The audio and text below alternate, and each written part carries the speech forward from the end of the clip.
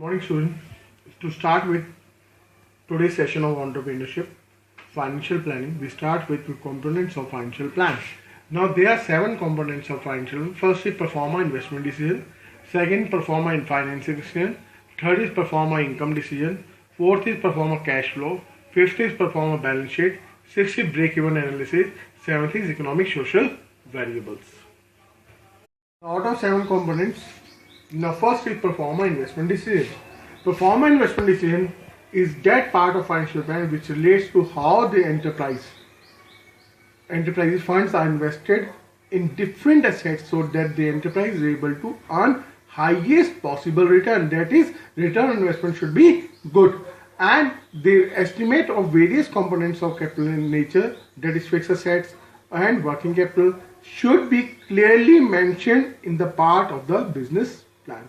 Now entrepreneurs should clearly mention investment required for, like land and building, how much investment is required for land and building, where he has to invest.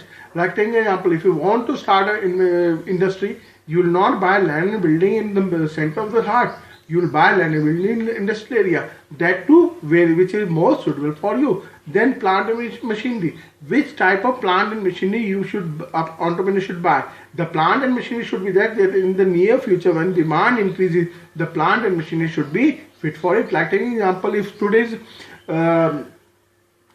entrepreneur demand is about 7,000 units.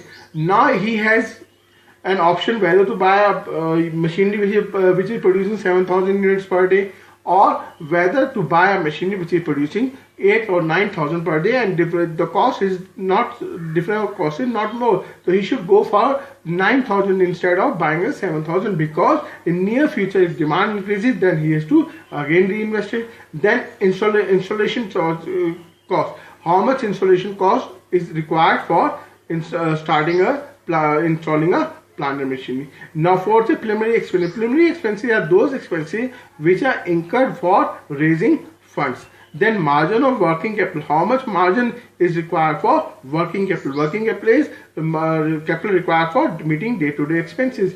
Then investment in the short-term assets. Short-term assets like work in progress, raw material, level of cash, etc.